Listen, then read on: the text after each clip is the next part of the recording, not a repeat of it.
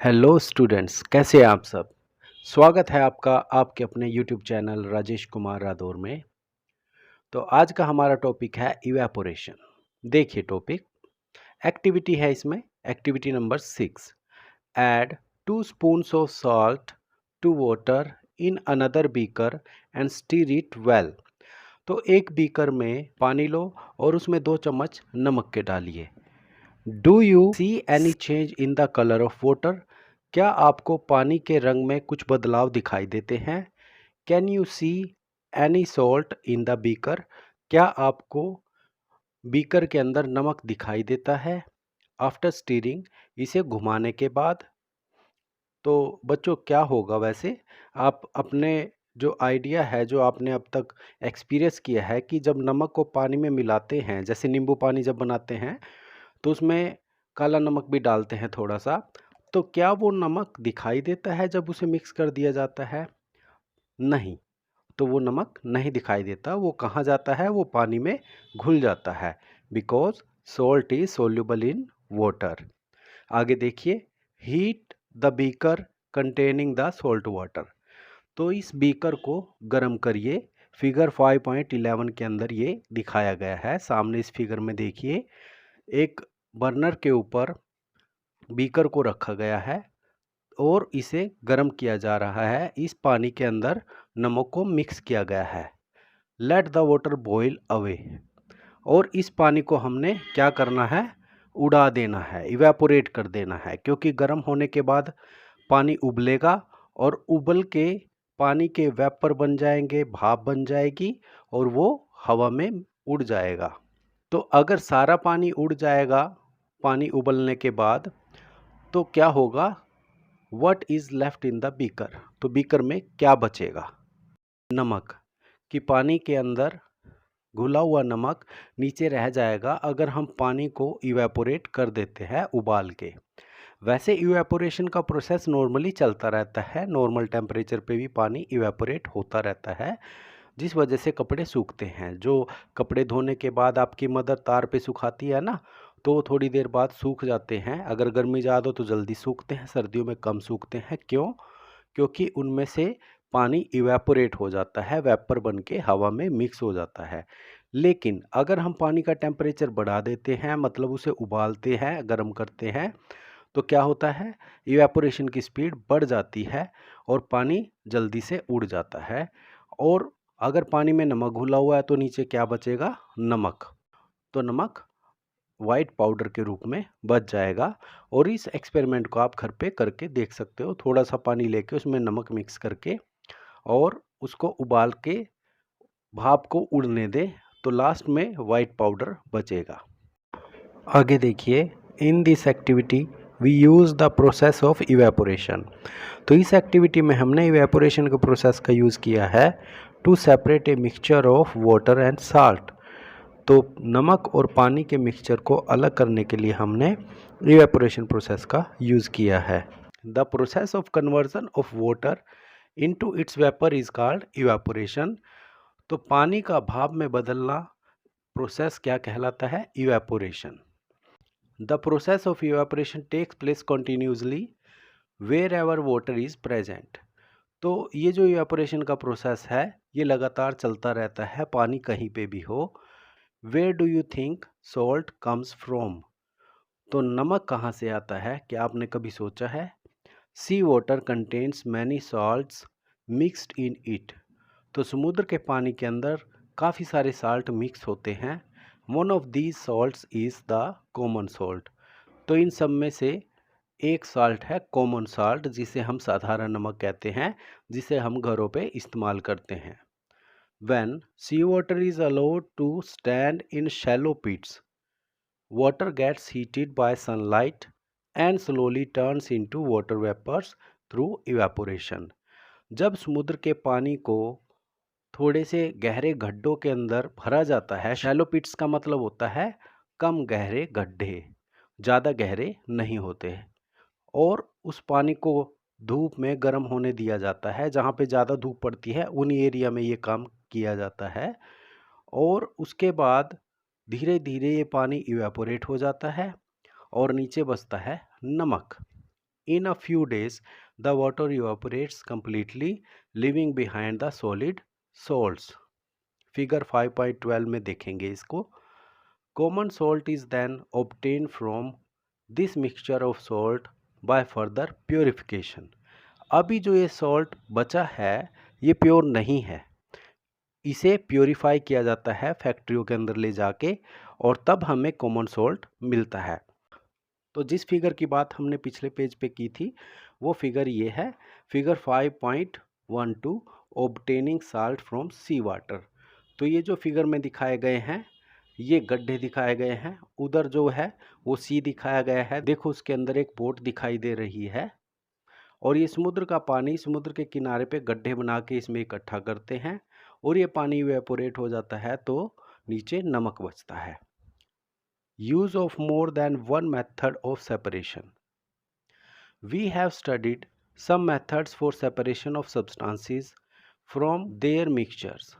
तो हमने कुछ methods को study किया है. Often, one method is not sufficient to separate the different substances present in a mixture. और आमतौर पर एक मेथड ही काफ़ी नहीं होता डिफरेंट सब्सटेंसेस को अलग करने के लिए मिक्सचर में से. In such a situation we need to use more than one of these methods. तो इस सिचुएशन में हमें एक से ज़्यादा मेथड इस्तेमाल करने पड़ते हैं कि उस मिक्सचर के अंदर से हम सभी अलग अलग सब्सटेंस को अलग कर सके. तो हमें कई मेथड्स यूज़ करने पड़ते हैं. देखिए इस कंसेप्ट को हम एक्टिविटी नंबर 7 में समझेंगे. Take a mixture of sand and salt. तो एक मिक्सचर लो रेत और नमक का. How will you separate these. तो क्या आप इसे अलग कर सकते हैं, और कर सकते हैं तो कैसे करेंगे.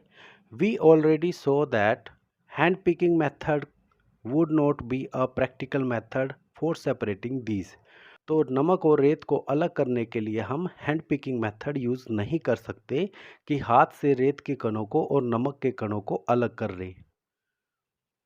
Keeping this mixture in a beaker and add some water to it. तो इस मिक्सचर को हम कैसे अलग करेंगे. हम क्या करेंगे, एक बीकर लेंगे और उसके अंदर पानी डाल के इस मिक्सचर को उसमें मिक्स करेंगे. Leave the beaker aside for some time. और इस बीकर को एक तरफ रख देंगे थोड़ी देर के लिए. Do you see the sand settling down at the bottom. तो आप देख पाओगे कि रेत जो है नीचे बैठ जाती है. The sand can be separated by decantation और फिल्ट्रेशन. और इस रेत को हम डिकेंटेशन और फिल्ट्रेशन मेथड से अलग कर सकते हैं. ये डिकेंटेशन और फिल्ट्रेशन मेथड क्या है ये आप मेरे पिछले लेक्चर्स में जाके देख सकते हैं, वहाँ पे मैंने अच्छे से एक्सप्लेन किया है. What does the decanted liquid contains. तो डिकेंटेड लिक्विड के अंदर क्या होता है. Do you think this water contains the salt which was there in the mixture as beginning. तो क्या आप सोचते हो कि ये नमक जो है ये पानी के अंदर होगा अभी भी. हाँ बिल्कुल होगा. तो इस पानी के अंदर वो नमक घुला हुआ है और रेत को हमने डिकेंटेशन या फिल्ट्रेशन मेथड से अलग कर लिया है. और अब क्या करना है, अब हमने इस पानी और नमक को अलग करना है, और ये हम पिछली एक्टिविटी में कर ही चुके हैं. Now we need to separate salt and water from the decanted liquid. Transfer this liquid in a kettle and close its lid. इसको कैटल में भर दो और उसको ढक्कन लगा दो. Heat the kettle for some time. Do you notice steam coming out of the spout of the kettle. तो आप क्या नोटिस करोगे, जो कैटल है उसमें से आपको भाप निकलती हुई नज़र आएगी. कैटल की जो डंडी होती है, जैसे चाय डालने वाले रखते हैं तो केतली होती है उनके पास, उसमें से चाय की एक काफ़ी लंबी सी डंडी होती है जिससे वो चाय डालते हैं, तो उसमें से हमें भाप निकलती हुई दिखाई देगी. ये नेक्स्ट पेज पे आपको फिगर दिखाई देगा. Take a metal plate with some ice on it. एक मेटल प्लेट लो और उसमें कुछ बर्फ लो. Hold the plate just above the spout of the kettle as shown in figure 5.13. तो इस फिगर के अंदर दिखाया गया है कि कैटल के इस माउथ में से जो भाप निकल रही है उसके ऊपर हम प्लेट करेंगे जिसमें बर्फ रखी है. What do you observe. तो क्या आप ऑब्जर्व करोगे उसमें से let all the water in the kettle boil of, और इस केटल का जो पानी है वो सारा उबलने दो ताकि उसकी भाप बन जाए और वो उड़ जाए। तो आपने जो ये प्लेट ऊपर रखी हुई है यहाँ से क्या ऑब्जर्व करोगे, तो जो ये भाप है ये इसके पार्टिकल इकट्ठे जब होंगे तो वो पानी की बूंदें बन जाएंगे और उसे हम इस बीकर में इकट्ठा कर लेंगे जो आपको फिगर में दिखाई दे रहा है। देखिए आगे एक्सप्लेन किया गया है इसको। When the steam comes in contact with the metal plate cooled with ice it condenses and forms liquid water. तो जब ये भाप इस मेटल प्लेट के कांटेक्ट में आएगी जिसे हमने बर्फ़ से ठंडी किया हुआ है, तो वो कंडेंस हो जाएगी भाप। कंडेंस मतलब भाप के जो कण हैं वो पास पास आ जाएंगे और वो पानी की बूंदों में बदल जाएगी and forms liquid water. The water drops that you observe falling from the plate were due to condensation of steam. तो जो ये पानी की बूंदें हैं जो आप देख सकते हो ये स्टीम के कंडेंसेशन से आई हैं। The process of conversion of water vapour into its liquid form is called condensation. Water vapour का लिक्विड में बदलना कंडेंसेशन कहलाता है। Did you ever see water drops condensed under a plate that has been used to cover a vessel containing milk that has just been boiled. तो क्या आपने उस plate के नीचे पानी की बूंदें देखी हैं जिसे एक दूध के बर्तन पे ढका गया था और उस दूध को अभी अभी उबाला गया है। तो आप उस प्लेट के नीचे देखोगे कि जो पानी की बूंदें हैं वो इकट्ठी हो जाती हैं, वो भी एक कंडेंसेशन प्रोसेस ही होता है। आगे देखिए, after all the water has evaporated what is left behind in the kettle. तो जब सारा पानी इवेपोरेट हो जाएगा तो केटल में पीछे क्या बचेगा, तो बताओ बच्चों क्या बचेगा। उसके अंदर बचेगा सॉल्ट। वी हैव दस separated salt, sand and water using processes of decantation, filtration, evaporation and condensation. तो हमने 4 प्रोसेस का इस्तेमाल करके नमक और रेत के मिक्सचर को अलग कर दिया। पहली phase the problem while recovering salt mixed with sand. तो पहेली को एक और प्रॉब्लम है कि नमक और रेत के मिक्सचर को कैसे अलग करें। She has mixed a pack of salt in a small amount of sand. उसने एक पैकेट नमक का थोड़े से रेत में मिला दिया है। She then tried the method suggested in activity 7 to recover the salt. तो जो एक्टिविटी 7 हमने की है उसने इस मेथड का इस्तेमाल किया है। She found however that she could recover only a small part of the salt that she had taken। तो वो सिर्फ थोड़ा सा नमक ही रिकवर कर पाई है, जितना उसने लिया था सारा का सारा नमक वो रिकवर नहीं कर पाई है। What could have gone wrong? तो क्या गलत हुआ होगा इसके बारे में हम आगे बात करेंगे। तो बच्चों आज यहीं तक पढ़ेंगे। इस लेक्चर को आपने रिवाइज करना है और अगर आपको ये लेक्चर अच्छा लगा तो प्लीज़ इसे लाइक करें, मेरे चैनल को सब्सक्राइब और शेयर ज़रूर करें।